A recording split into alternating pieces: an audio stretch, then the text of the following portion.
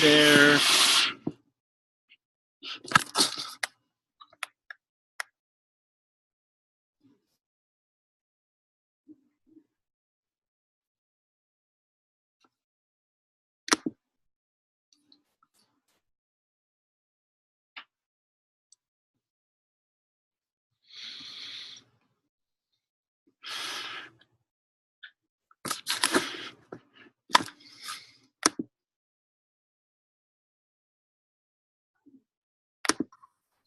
Hi, Fran. Can you hear me? Yes. Can you hear us? Yep. Hi, guys. Hello. I am just slowly, let's see here. I don't know who's on the iPhone. So let's see.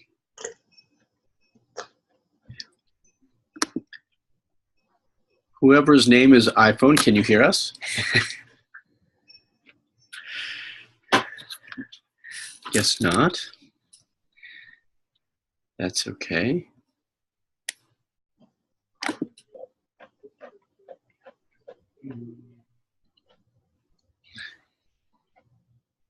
Kristen should be here in just a second. I was just on the phone with her, so she should be joining. I'm going to see if she's messaging me for any reason.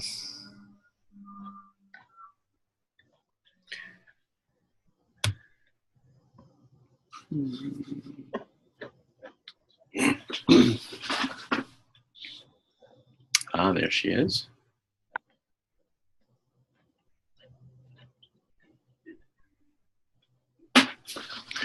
Kristen, can you hear me? No, it's unmute.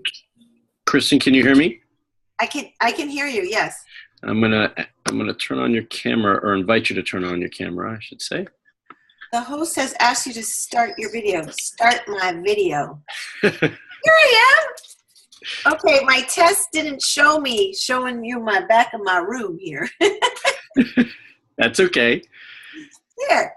How are you? Look at you, Movember. I know it's getting pretty thick. That's awesome. My wife's not happy. No, almost done though. A couple more days, right? Well, I'm going through the whole month, so I told her she's got to deal with it for another couple weeks. I love it though. I'm sorry she doesn't like it. You look handsome. Thank you. I'm okay. So let's see. I know that. So there's another person on? Well, there's several. Yeah, and they'll be joining in. I know Fran can hear us because I already checked with them. Okay. iPhone has not checked back with me, so I don't know if they can hear us. Okay, I'm going to go here and see who's on. Oh, that's cute that they're already on. Isn't that already? Everyone's there. Okay, let's see here. Party! It's a party.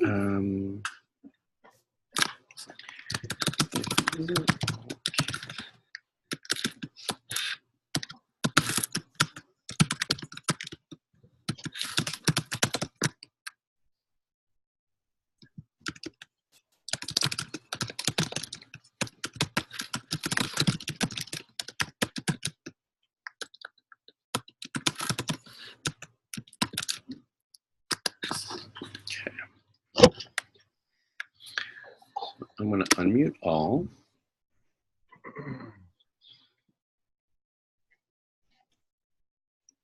And we've got, we're on early, so it's good. Well, others should be joining in as they can.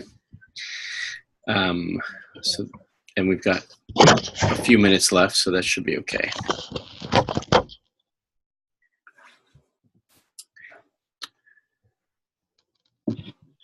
So can everybody hear us? Yes, this is Fran and Angel. We can hear you. Hi, Fran. Hi, Angel. Hello. Hi, everyone. Hello. Awesome. So where you, since you guys are the ones chiming in, where are you guys joining from? Phoenix, Arizona. Oh, nice. I was there last month, a month ago. No, it's a good time of year to be here. That's better than midsummer, that's for sure. I was also there in over July 4th, and it was just about to start to get hot. So That's pretty warm at that point. So if you weren't complaining about it, then maybe you like it out here. I was complaining a little bit. All right, that's good. Yeah.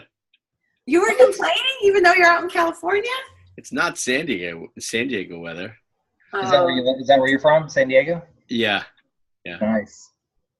It's much milder here. It's the perfect climate year round, right? Yeah, for the most part, yeah. We have our For the moments. most part, it is. Yeah, it's fantastic. We make our way out there from time to time. Yeah, it's nice down here. It's beautiful right now. This time of year is perfect. Yeah, same with us. Just perfect. It's like 40 here and freezing. I was so cold. I'm like, why do I live here?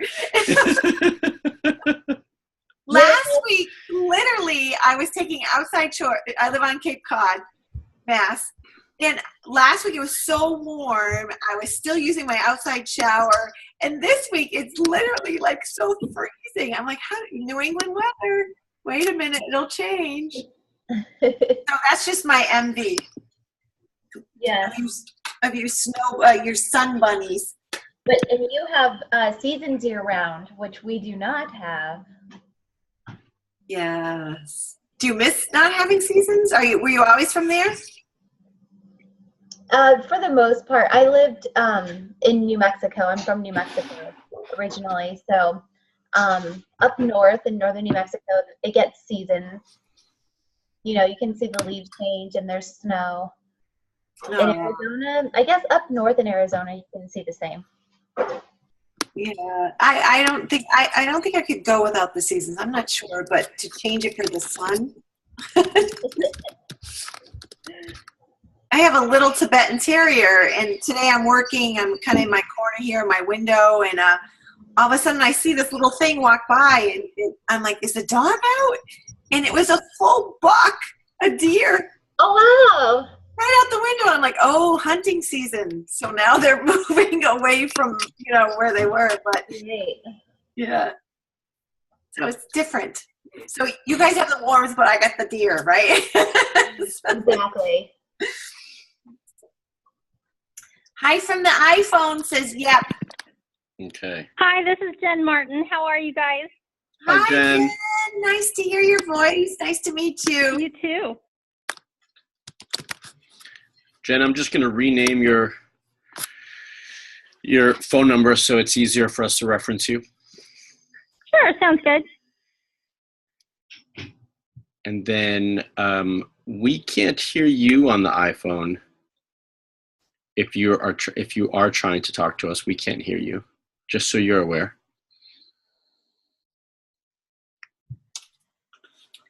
All right. We'll give it another minute, and then we'll get started, and others will potentially join in. We do have more than this handful here who have signed up to join us for today. Maybe they can't join us for some reason, and so we'll send out the recording as well. But we'll give it just another minute or so, and then we'll get started since you guys are all here on time. Yeah. Every time I do that, I always feel like I'm, like talking to a class of students or something. Oh, that's right. You're doing a great job, though, Marc, managing it all the stuff that's happening. I've gotten used to this program, so I have other ones that still demand a bit of a learning curve. Like, you're like driving a standard. Yeah. Driving a standard. I haven't seen a standard in quite some time, although I miss it. Okay.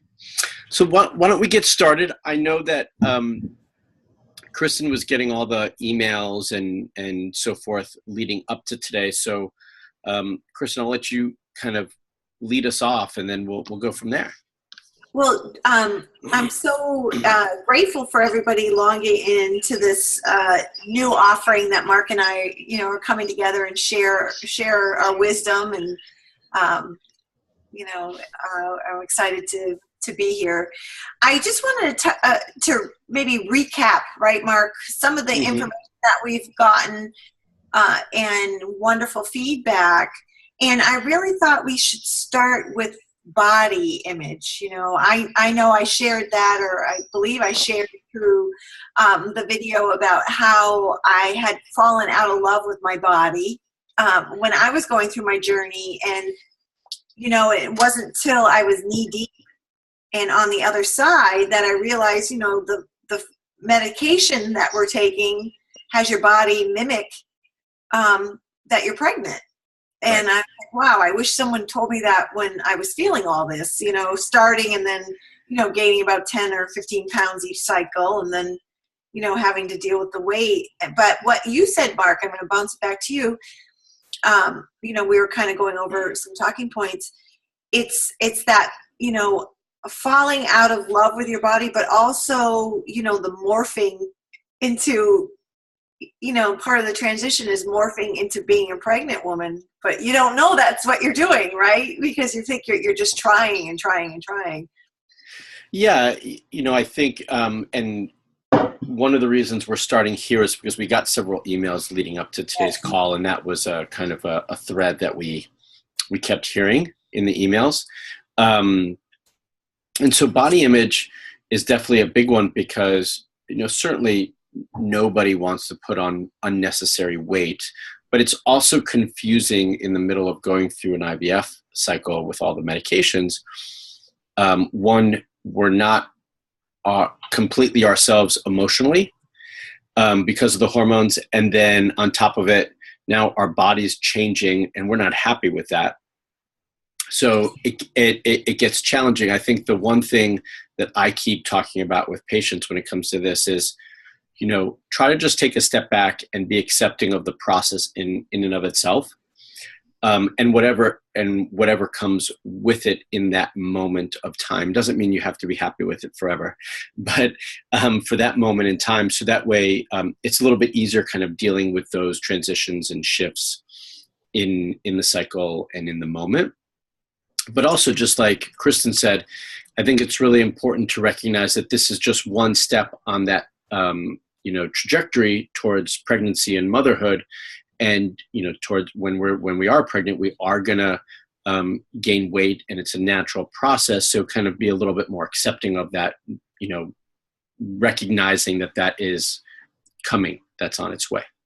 Right. And part of me got to the point to surrender and say, you know what, this is the body that I have right now, and I'm just going to surrender to whatever it needs to do to move through this time. And that took a while, Marc. That took a while for me to, kind of accept the changes that were happening and surrender to it. And I think part of what we talked about in the video that was really important about your body and letting yourself remember that you have choices. Because I feel like that's part of it. You're I'm speaking personally when I went through it, and also from my coaching clients, that you have a choice. You're choosing to do this step, and you have a choice to change what you're doing too, so that you don't feel like you're backed into the corner, literally or physically, right? Right. Yeah, everything, the whole process is choices. And it's actually why I think this video series that we created was really valuable and so important, because we're trying to instill and put in and allow you to make different choices at every one of those steps in the process, pre-IVF, during, and after, to just enhance your results. So, right. I think that was what was really important to let people on the call and people who are listening to this after know that it's okay to feel that way too. It's okay to feel the uncomfortableness, and it's okay to, feel whatever you need to feel, and then try to find that part of you that's accepting to this, not accepting to this that it's going to last forever, because it's not, but just at this moment. And, before Marc and I came on, I talked a little bit about the 90-second wave. Yeah. And it's such a practice that you have these emotional feelings, right? And a colleague of mine referenced a study that the emotional release is really like 90 seconds, right? That you have this internal, feeling or whatever that are about 90 seconds, and what you can do during that time to ride that wave. And so I actually had one the other day, and I'm going to talk to you about it. I'll use me as an example, and please feel free to jump in. But I call it being triggered. Yep. You get a little triggered. And I had one, and I could feel myself, and I was like, I'm just going to ride this. I'm riding this wave. And I was saying it out loud because I knew in a moment I could have gone in a different direction. Sure. But I think it's so important when you're under stress, when you're in an environment that's uncomfortable, when you're in a situation that you feel out of control, that you name it and claim it and let it go by. And so if you could use this little tip, like, this is only 90 seconds, right? This wave is going to be 90 seconds. And John Mayer has this new song that has, it's not new, I don't think, but it's called the emoji of a wave. And it's all about emotions. And the other day I was listening to it, and I'm like, I can't wait to share this on the call and have everybody seek it out and listen to it, because it's exactly what I'm talking about. It's going to come, you're going to feel it, it's going to come to a peak, and then it's going to ride the other way. It's going to dissipate. And so if you know that and create a process of acknowledging it, you don't become the wave, right? Yeah, that's important. Jen, were you about to say something? No.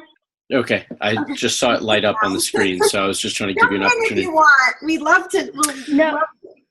Go ahead. I was kind of laughing about the 90-second wave, and in my head imagining some of these meltdowns that I've had, and just how within 90 seconds after my little meltdown, I'm like, okay, now I can move on. Right. What's really interesting about what you both just said, and when you said this 90, and when you described the 90-second wave, the thing that I kept coming back to is, so in a previous life, which is funny when I start talking about Buddhism, right? But in a previous life, I studied comparative religion, and one of the fascinations I had was with Buddhism.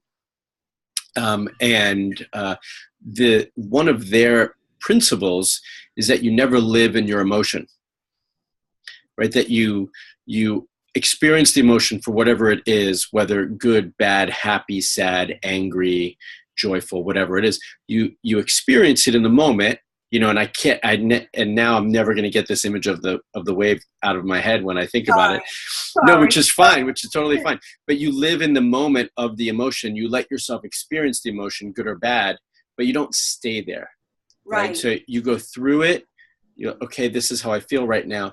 And then you come out of it, and you let yourself come out of it. And maybe theirs is not 90 seconds, but in general, it's the same sort of concept, that we can't let one emotion, positive or negative, kind of dictate our decisions or dictate our moments or our lives. And so, when you were talking about the wave, that's really that was the thought that came to mind for me, because it's something that I've always tried to kind of go back to. I'm really angry. Okay, I've just got to let it go. It's okay. And move past it. Very much like Jen said, she has her meltdown, and then, she can move on. Yeah. Well, I think you probably feel the same way too. And when talking, with your clients, it's the hook. Like, it's the judgment of the feeling, but then also starting believing that you are that feeling. And then that creates that monkey mind that goes off on a tangent. And one of the other strategies that I love that I've been using, and I don't know if I told you this one already, but it's to simply jot it down. I am so tired and I feel blank. And then just go off on it. Keep saying, I'm so tired and I'm overwhelmed and I can't take it anymore. And give yourself permission, that time to do that, because what ends up happening, there'll be some sort of release. Mm-hmm. Either you'll laugh or, you know, you're like, I actually use this with, you know, a lot of my clients, but I use it with my children. You know, okay, just let's go with it. Let's get it, you know, like vomit that out and get it out. And it's so profound because it's like stuffing that stuff down that does the harm, and that's where you come in, right? You know, you're the expert on that. You know, when you don't ride the wave, what happens? Right. I do think it's really it's a healthy thing to do, is to ride the wave or jot it down and put it all down, and then be able to look back and say, well, it wasn't so bad, or okay, I got it out, now I can move on. Those sorts of things. So I definitely think that's really important versus keeping it in.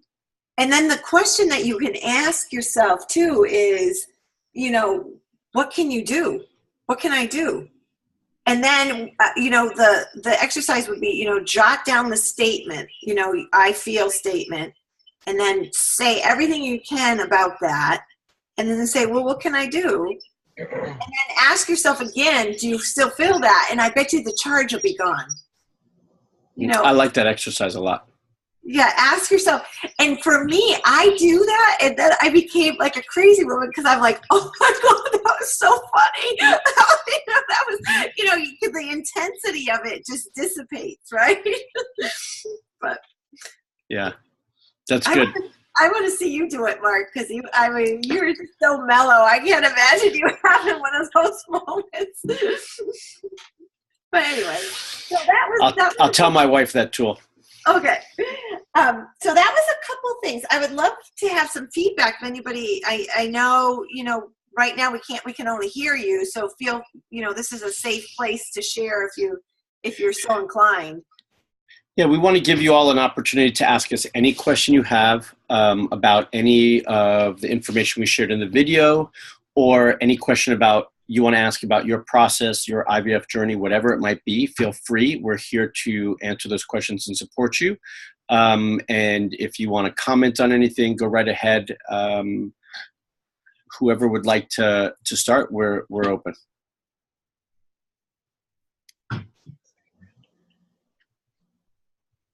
You got us. We're here. If not, we're going to keep talking. You don't want that. Okay. Well, yeah, go ahead. So this is Angel, and we just got done with, well, not just, but maybe 3 weeks ago. Yeah. Got done with our first round of IVF. Okay. And I didn't gain weight during that process. Awesome. It also wasn't successful. So, I mean, does it just vary based on the individual, or? When you say does it vary, do you mean the weight gain or the results? The weight gain, you know, because I was on pretty high doses of the hormones. Yeah, I think it's gonna depend on a lot of different circumstances. You know, where your hormones were at previously. Certainly the medication, the protocol has a lot to do with it. So I do think there's a lot of variables. You know, not that I, you know, want there to be a lot of repeated IVF cycles for you guys, but I do find also that the more repetition of cycles, that the more likelihood of weight gain does happen. Like Okay. your body is doing well right now, probably because it was in a really good place before you started. And then the more there's this overload and burden of hormones that are difficult to eliminate, you know, your liver has to process, has to filter, has to get rid of it. At a certain point, there's an overload and a burden that's put on the body that it can't get rid of it all, right? And so because it can't get rid of all, it starts to store it. Okay. As a protective mechanism. And when it starts to store that, it stores it naturally in the fat cells. And that means those fat cells can't be shed off. They kind of act like super glue and adhere to the body. And so that's really what starts to kind of put on this weight. Oftentimes that's when I start to see that with patients, or they've done repeated cycles, then I'll probably, you know, recommend they do a detox to help kind of start to reset that So there's different reasons for it, but I actually would take it as a good sign in your case that you didn't have that, and that means your body's functioning properly. Okay. So Yeah. then I was starting to second guess and say, well, maybe my body wasn't mimicking being pregnant. And, Yeah, not everybody gains weight even, and if you look at friends or family members during pregnancy, they all gain weight in different increments at different times. I've had plenty of patients who lose weight in the first trimester and they don't gain it until the second or third. Okay. So, yeah. Okay. Just making sure. And I think I don't remember if Marc and I talked about this, but Marc just touched on that, having a moment of rest. I think we did. I think we talked about a marathon. Like you wouldn't expect a marathoner to start another marathon, the day after finishing one. Right. No, we did touch on that. And I think, Marc just brought that up too, that I wish, my mulligan, I would have taken more breaks in between. Just to give your body that time to regroup a little bit. Is there a certain amount of time, a number, how long you should wait in between?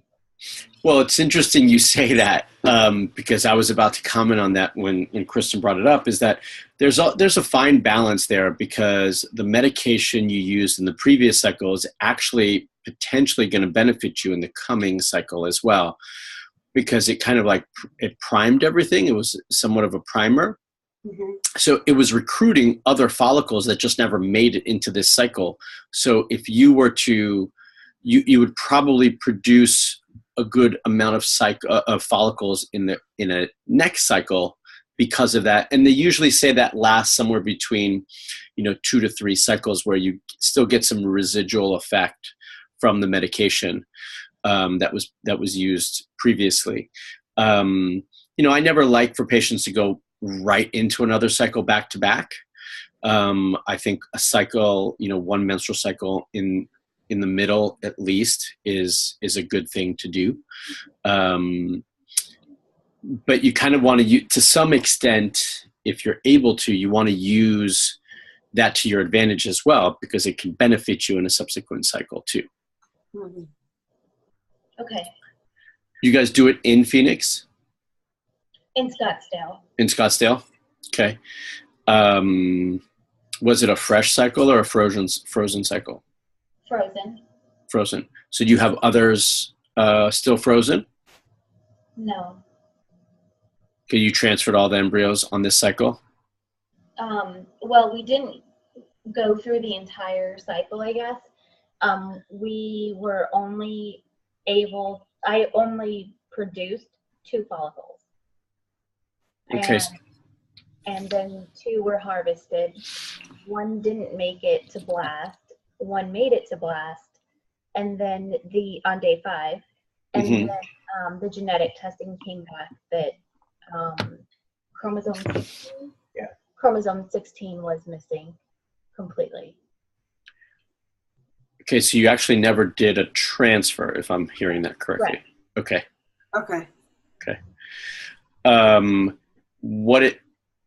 Do you guys mind if I ask how old you are? I'm 36. Okay. I'm 39. And how long have you been trying before IVF? 3 years. Okay. And do you have some sort of diagnosis that they have come to terms with, or? Well, I do have MTHFR that I found out. Okay. I think that's right. Yeah. I think that's in the right order. Yeah, it is. Other than that, the low AMH. Oh yeah, the low AMH. What's your AMH? It is 0.6. Okay. And that was only checked once? Twice. And both times it came back around the same? Yes. Okay.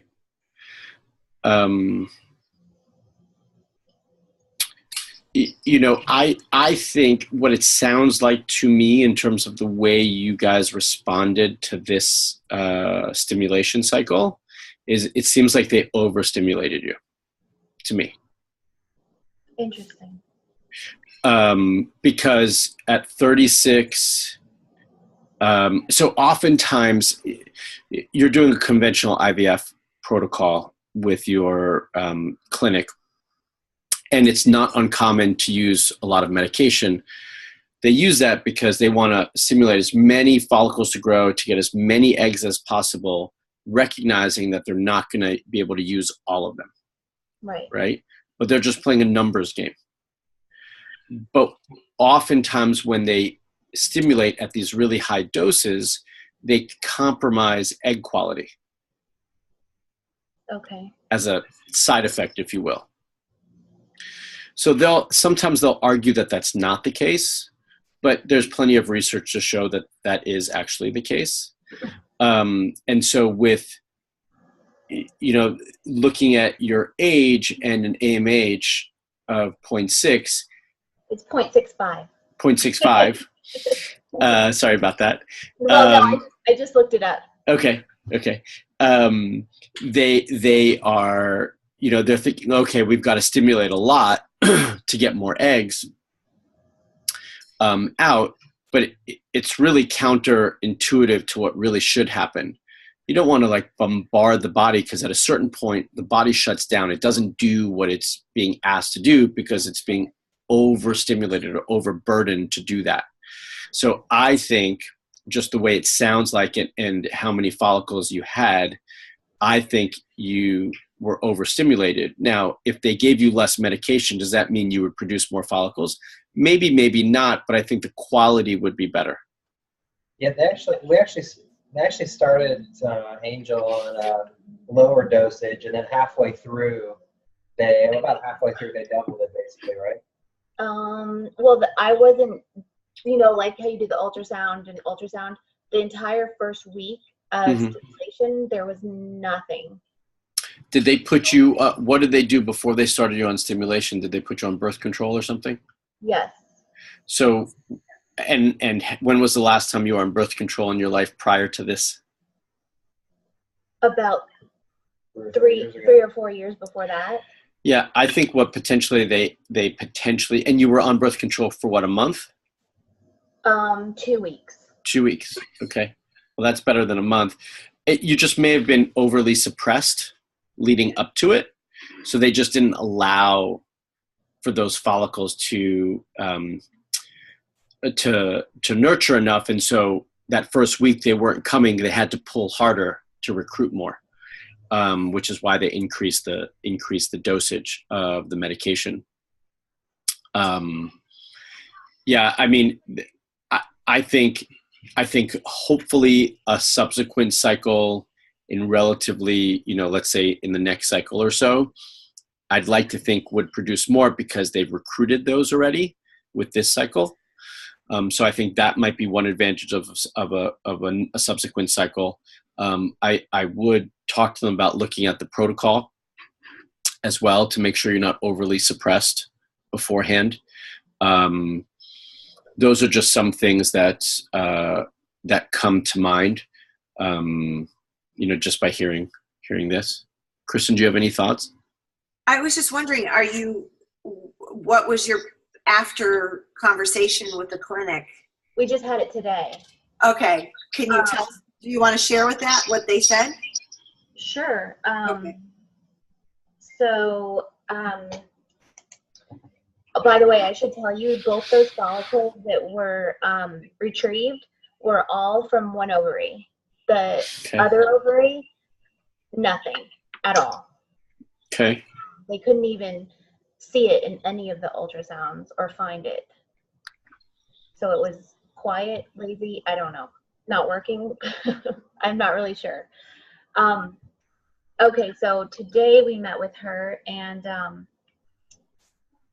she said based on the data from the last cycle that she felt that I responded better when they increased my dosage of Follistim. they ended up saying take, half in the morning and half at night, whereas before I was taking it all in the morning. And so she thought that my body responded better when they split it up to some in the morning and some at night. And so they would do that this next time. And what else? I mean, she talked about doing Mayan abdominal massage. Oh, interesting. Okay. I have a severely retroverted and retroflexed uterus. Okay, that would be good then. And acupuncture. Have you done any of those things previously? No. Okay. And when were you thinking about starting another cycle? Today she thought that around Thanksgiving. And that would have been a 2-cycle break, right? Yeah, you have a cycle in the middle, and then you start on the next cycle. Is that what you say? It's 2, right? Is it 2? One. Yeah, because you just finished one, right? So you're in it now, and then basically roughly next week you'd be starting a next cycle. Correct. Yeah. So that's one. Starting you on what, the birth control again, or what were they going to do with the protocol now? I started the birth control again when I got my monthly cycle after the retrieval. Okay. I think the Mayan massage and the acupuncture would be beneficial. I don't know that you have enough time for those to be really effective with with an IVF cycle coming up so quickly. Okay. So you suggest taking more time? Well, I mean, like our Mayan massage therapist here, knowing what you're about to go through, she probably wouldn't be able to work on you, or maybe just be able to work on you once. Right. In that time frame, which is typically not enough time. I do think the acupuncture potentially could be beneficial, but only in certain ways right now, not in its full capacity. Yeah. Okay. That makes sense. So what's a better use of both? How long prior to this, or what's a normal protocol? For those services? Yes. Yeah, it's somewhere about, for the things that I would want to change in your situation, I would say about 3 to 4 months. Once a week, or? Well, the Maya massage is a little bit different in how it works.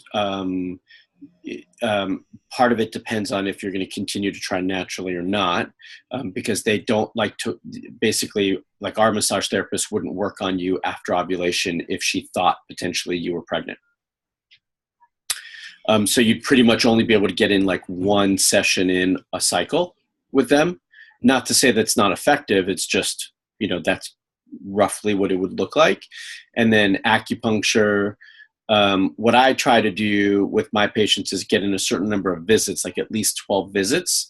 So if we only have, let's say, 6 or 8 weeks, we're probably going to do that twice a week, versus if we've got 12 weeks, we're going to spread that out and do it once a week. So it just depends. Okay. Are you doing any other holistic modalities now? I mean, I'm doing castor oil packs. Well, That's it. It's okay if you're not. I was just, I'm staying in line with Marc's thinking instead of adding something brand new, to see what you're doing. I'm trying to, change my diet. I'm thinking about cutting out dairy, and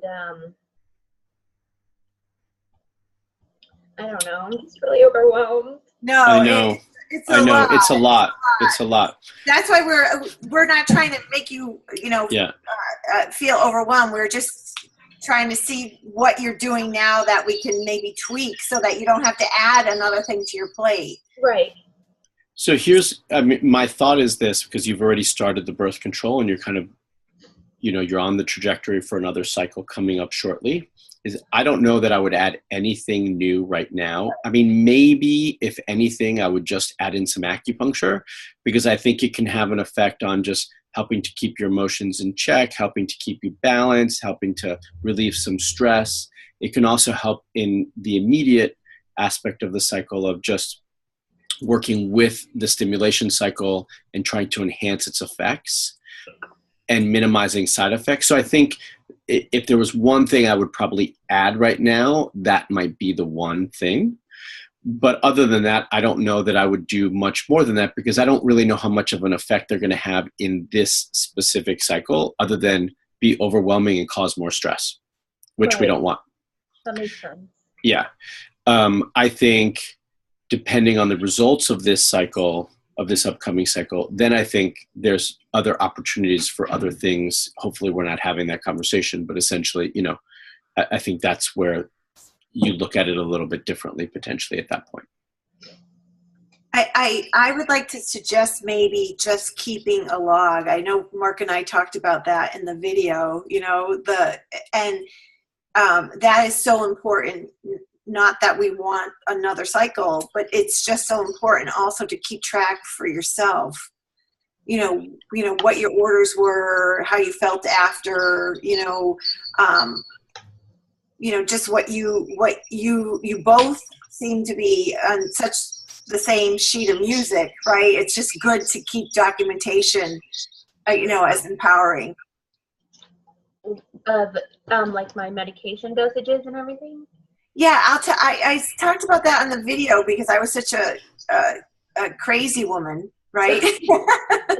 That each night I would write down the orders, whatever they told you to do or told me to do. And then I would write little notes with that, just to see how you were reacting. Right? Oh, wait, the stickies? Yeah. Okay. And also, more like a level log. That's what I called it. In my book, I talk about that too. Because I found that empowering also, that you could, you're doing something that's so invisible, right? You're injecting yourself with this, but then to have yourself take a moment and check in just to see how you are feeling, and how your body's reacting to it. Because you're the most important advocate, Yeah.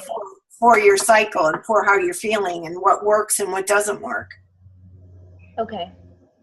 That's a good suggestion. Yeah, and the clinic won't remember those things. Right. And also, I'm a nurse, so it really wasn't a big deal to give myself the injections. Like it was not a thing really. And I didn't Awesome. really, I didn't gain weight and I didn't really feel anything. I wasn't crazy, with my emotions, or it was just kind of, okay, my husband's nodding his head. In agreement. I mean, I didn't really feel like it was all that, not what I expected from, what I expected at all. Right. Yeah, I think it's really important that you don't put the expectations on yourself that others have already experienced. Right. Right? Because you're going to have your own experience. It's going to be different for you than it was for everybody else for a lot of reasons. I'd also say that you go into this next cycle knowing that you can make it. It's going to be successful. You can make it the best cycle you want it to be. Without any hesitation. Because and trusting the process, essentially, that things are going to do what they need to do through it. And then if you need to regroup afterwards, you kind of do it at that point. Okay. I think the timing of things right now is too close to that to really make a lot of really dramatic or drastic changes. Right. Okay. Yeah. It makes sense. And I told our doctor today that this next cycle is going to work. Good. I know it is. Awesome. And we've already been through it once, so it won't be as foreign as it was before. So, we'll be more comfortable with how everything works. Good. That is a big deal, I think. Do you suggest? Yeah, I was just going to. Go ahead. I was just going to say that's one of my biggest struggles right now is just struggling with the unknown and not knowing what the hell we're getting ourselves into. We just came off 5 failed IUIs, and this is our first IVF, and I'm not great with needles. I don't like needles, and my husband knows it, and it terrifies him that I'm nervous about it, and then he gets nervous about it, and it just goes downhill fast. So Yeah, I could see that. it's definitely something that I'm mentally trying to get my head around. Yeah. Yeah, I understand. Does your clinic offer any assistance for your injections? They'll teach us how to do them at home, but that's about the extent of it. And is your husband comfortable administering the injections? He's done all my trigger shots up to this point, so. Okay. Well, it's such a hard situation because, there was no anticipation or thought that your husband would have to be giving you injections, right? And so you're Right. both in this situation that, when we're growing up, nobody says, okay, when you're married and you can't have children, one of you is going to have to give the other one shots, right? I had a client, I think I'm just going to share the story with you because it was really important for her because she's so auditory. So, there's three kind of strong ways of interpreting the world. Either you're auditory, which means,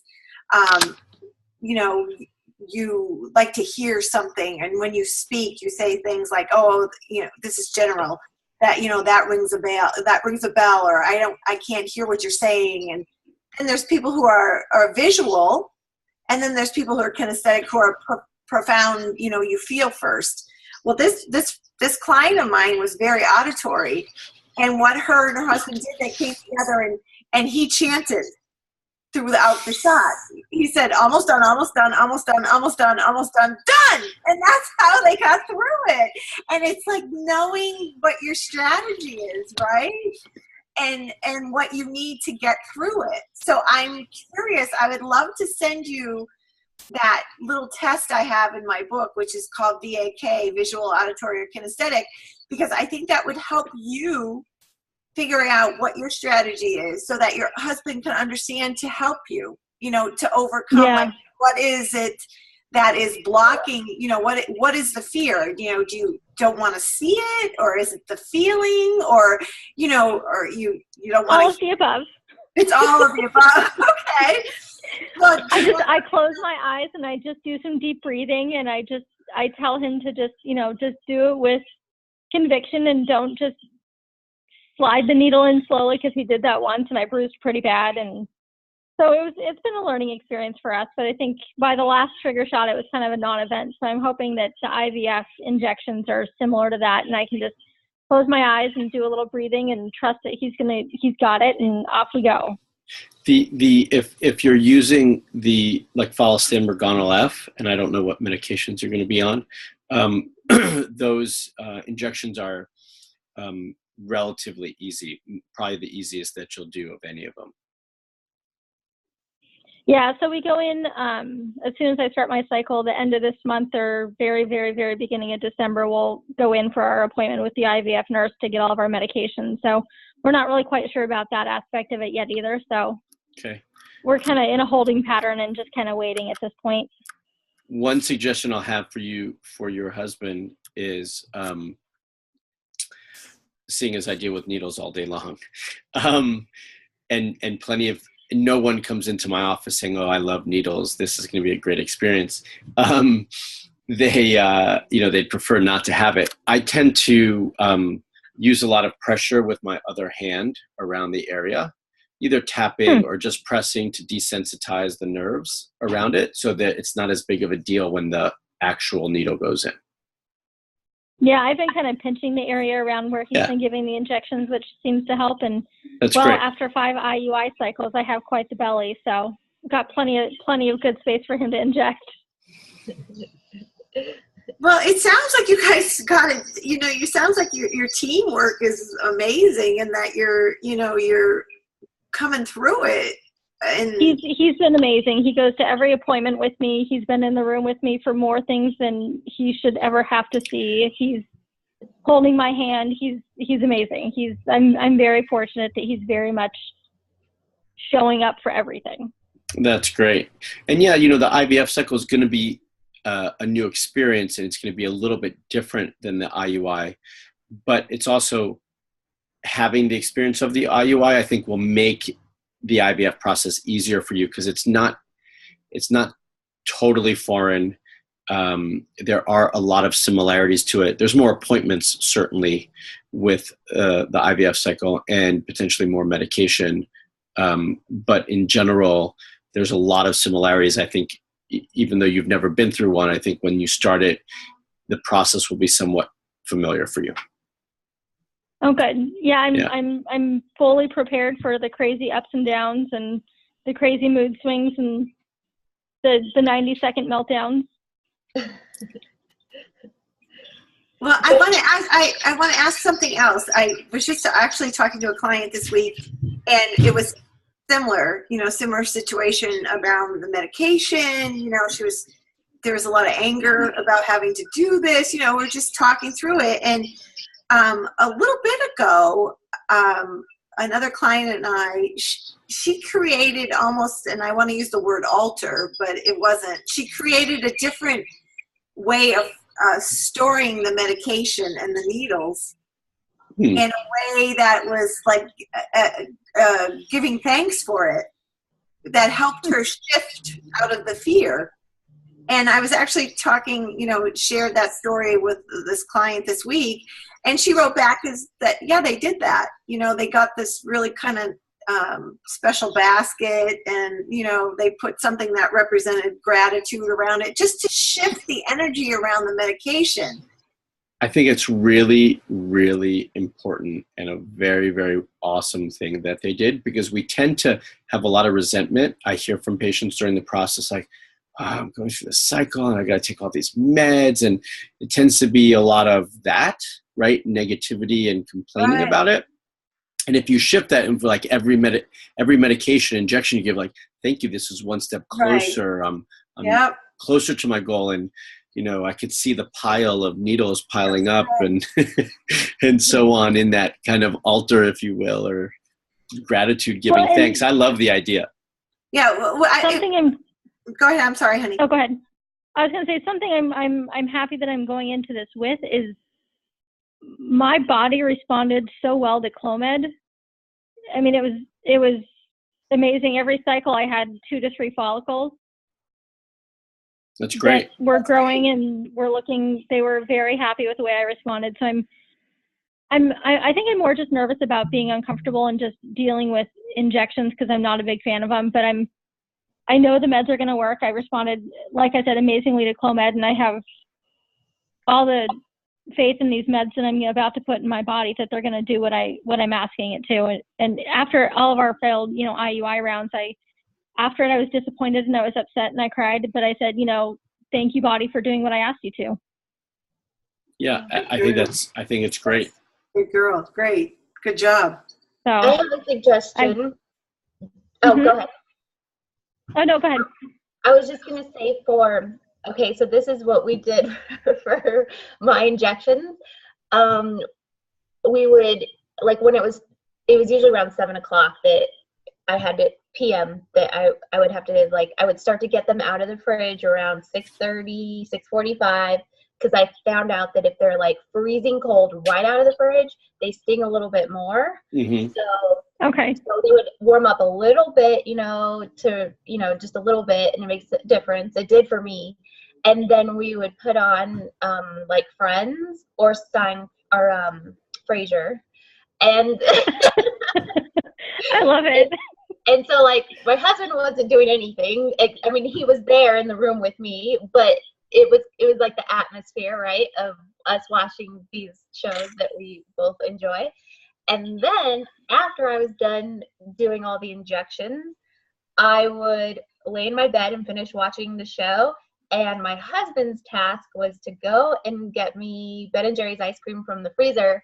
And so that was like the thing that I would like look forward to every night. I would eat a little bit after my injections, and I thought that I love it. That's awesome. Or whatever kind of treat you like, that Reese's peanut butter cups or whatever you like. It might be ice cream. Okay, yeah. I love it. Yeah, I That's was awesome. just gonna, that's so wonderful that you brought that up, because I was going to say, the post-celebration of it. And that is so important, to celebrate these little milestones. And I love the ice cream, because that goes right in what Mark and I talked about, that one nurturing item each day. Right. And, yeah, that was, Absolutely. I think that's great. Yep. If I can't have a glass of wine, I'll go for the ice cream. Right. there you And go. the TV shows kind of help, like, the atmosphere. Like, it just, if it's like really tense, or Yeah. then it kind of helps to, especially if it's like a particularly crazy episode, and it works. Yeah. For us. I think That's awesome. That's a great Friends. I suggestion. think Friends would do that as well. There's now new episodes of Will and Grace. I think that can make almost anybody laugh. So Yeah. Oh, I haven't seen that yet. yeah. So I love that idea. I think it's great. So one of the things, Yeah, thanks for the suggestion. Sure. one of the things I love about this call is that I am a big, Mark and I share this, that you really need to create your tribe. Mark and I talked about that, and I hope maybe everybody on the call would think about that somehow or other, creating a connection, because you both who are sharing are starting an IVF cycle. And, you're not alone. You're not alone in this. You have Mark and I, but just this wonderful conversation between the two of you and sharing the ice cream. That is so helpful. It's just it's an uplift. So think about that. You really need to have your tribe, your buddies, someone who gets it, someone who knows on a different level. But that's just putting it out there in case, afterwards, after the call, feel free to email me. And, if you want to have an IVF buddy, don't you think, Mark? I agree. I really do like that. That's a cool idea. Right. I agree. Okay. See, I don't know if I talked about this, but I used to stalk people in the waiting room. Like, what are you doing? I think they put something on my chart. Asking if they'll accept your friend request. Pardon? What? Asking if they'll accept your friend request. Yeah. Right. That's me, how old I am. Will you be my friend? Mm-hmm. Mm-hmm. No, but it's a rather overwhelming experience, and if you haven't been through it before, it's rather daunting and overwhelming, and it's amazing how it just kind of, for lack of a better word, kind of takes over your life for a while. And it's, you can be as busy as you are with work, but it still pops into your head every 5 minutes, and it just kind of takes over. It's crazy. It's true. It is all consuming. When you're in cycle and when you're going through this entire journey. So that's an absolutely true and factual statement. So that's why it's also good to have someone to lean on. Yeah. Yeah, absolutely. And that's why Mark and I wanted to come together to do this, because it was, there is a beginning, a middle, and an end to it. And what you need at all those points are different.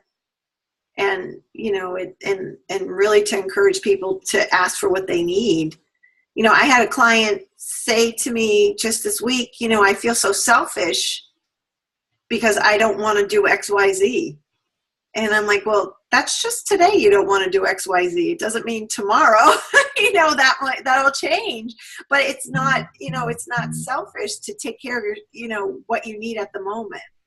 And I think, no, right. And I found a handful of things really helpful for me in terms of dealing with how overwhelming all of this is I've been doing acupuncture once a week for the last 2 years.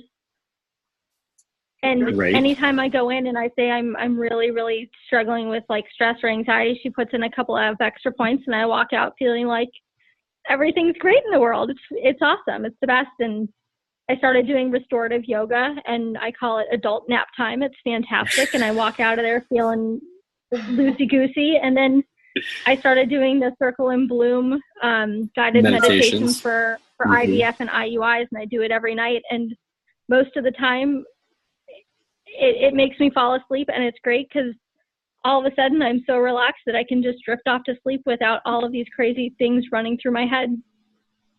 That's wonderful. Here, Okay, can you tell me about those guided meditations? Yeah, I use Circle and Bloom. Uh-huh. they have some And very it's- wonderful complimentary things Yeah. that you can download. And they're, Yeah. Mark, you know. Yeah. You just go to their website and you can see all their lists.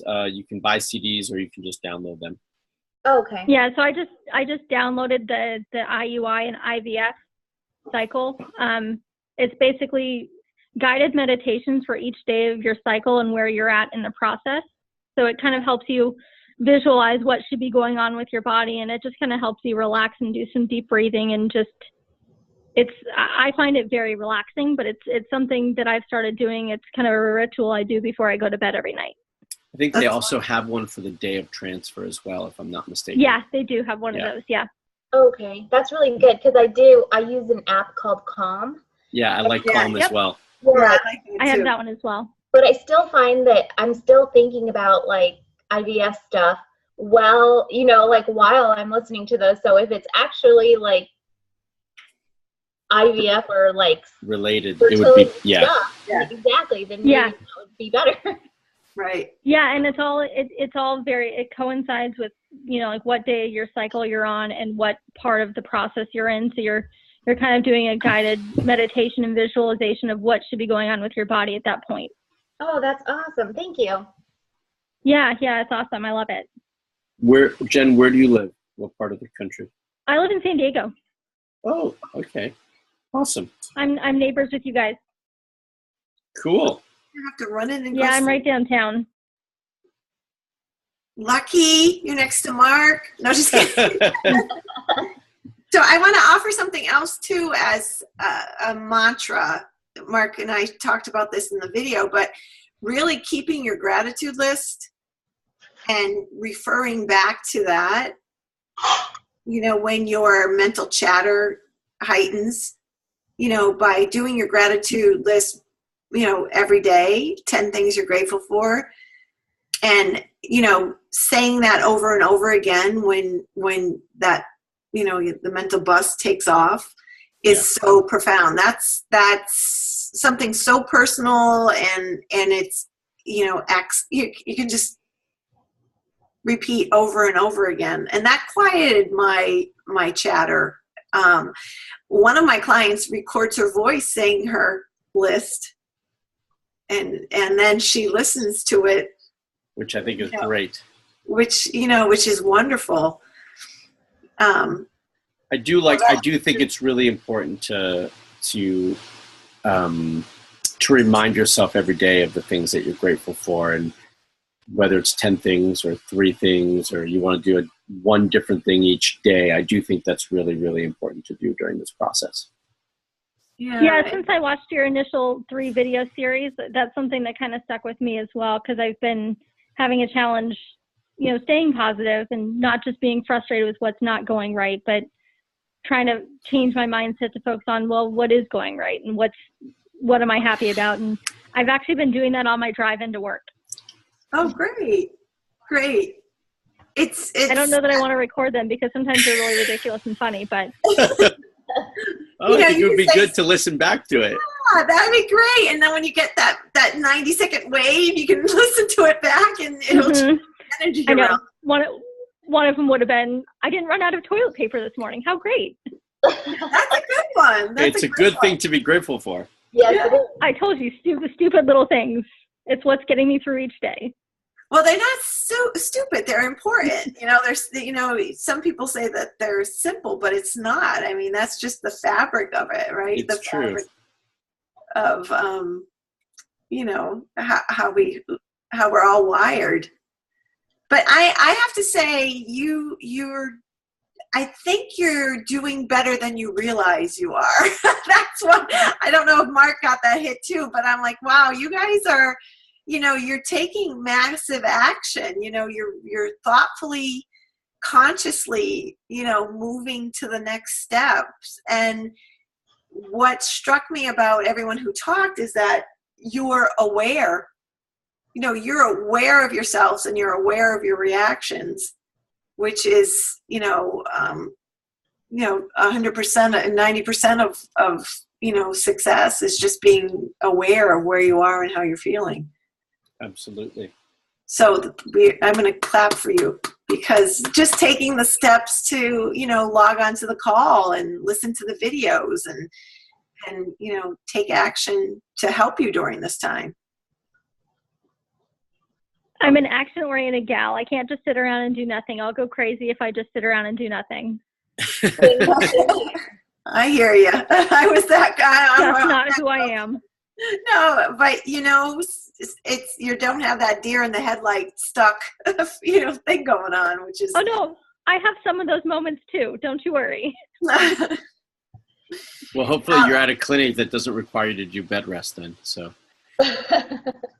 I'm actually very fortunate. My company offers a sabbatical after you've been there for X amount of time, and I'm actually fortunate enough to be on my second sabbatical, so it's 6 weeks paid time off.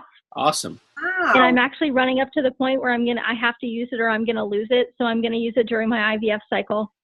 Oh, beautiful. Wonderful. Wow. That's beautiful.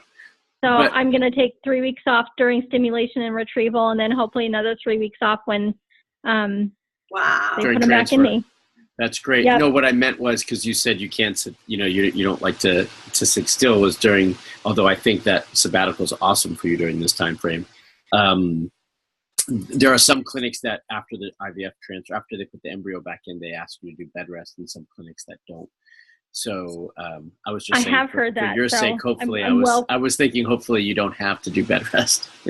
Yeah, fingers crossed. Well, I think we're coming I'll up. drive my husband crazy. I think we're coming up to the end of our time. So does someone have a comment or another question before we run out? Before we do that, I just want to give, I know there's one person listening on an iPhone who hasn't really chimed in or asked any questions. Is there anything that you want to ask or comment on? I just want to give you an opportunity before our time runs out. And if not, that's okay. And while we're waiting there for her, do either one of you, Jen or Fran, have anything else that you guys want to say or ask or mention? I had a question. So I know you said there's, this is Angel, by the way. Oh, sorry. Yes. It's okay. It's my husband's computer. So I know you said not to introduce anything new because it's so close to the next cycle. But do you suggest doing some kind of cleanse or, anything like that? Right now, no. Okay. No. Okay. And I don't think you'll have enough time either for it. But I don't think it's the right time for it. If there's a time for it, it would be after this cycle. Okay. Yeah.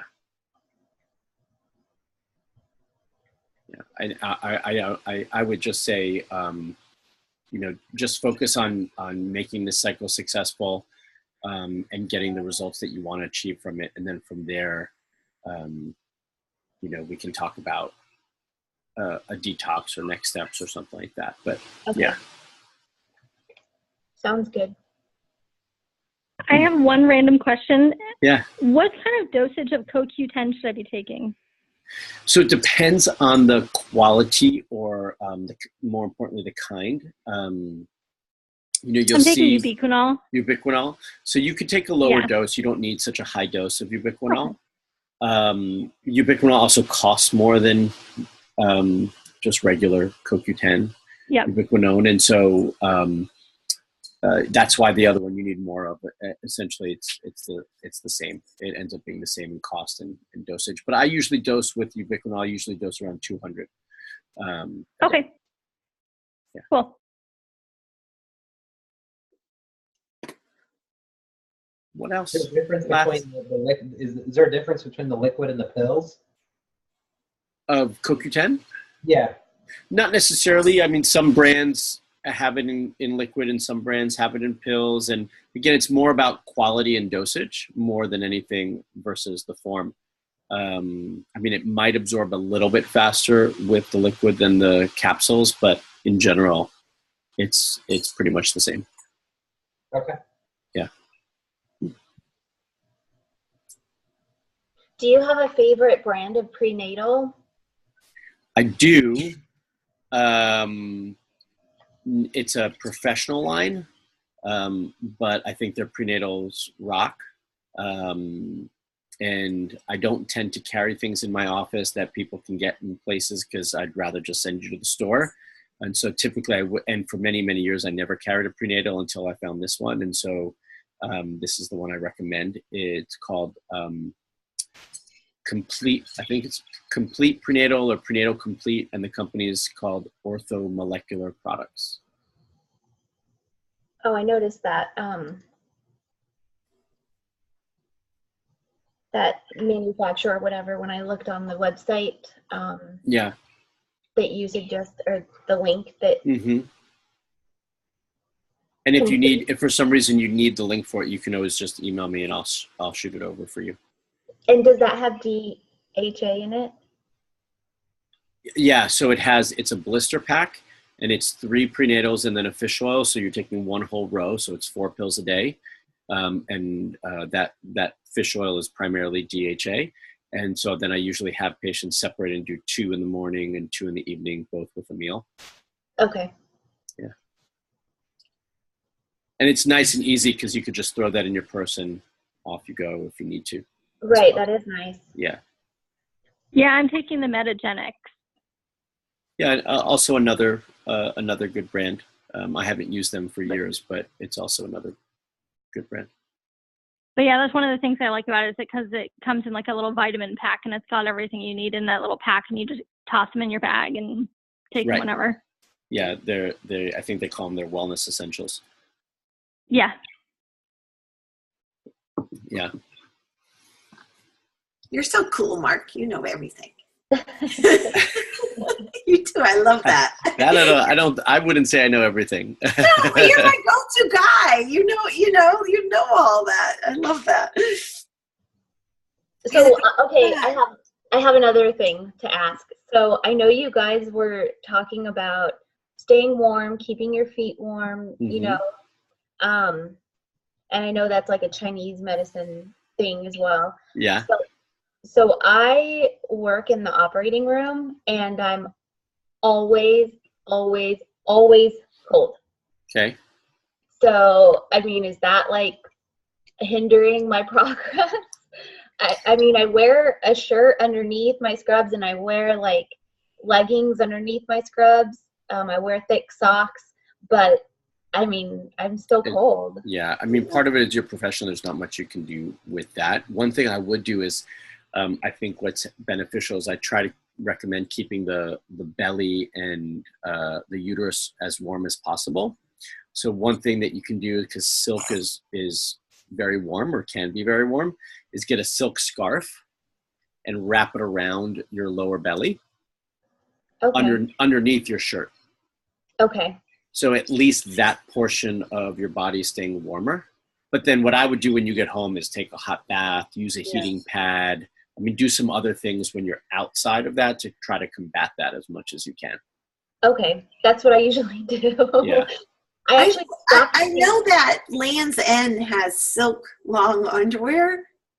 Right. I have some silk long underwear I wear, but I still get cold. So I think maybe the scarf in addition. Yeah.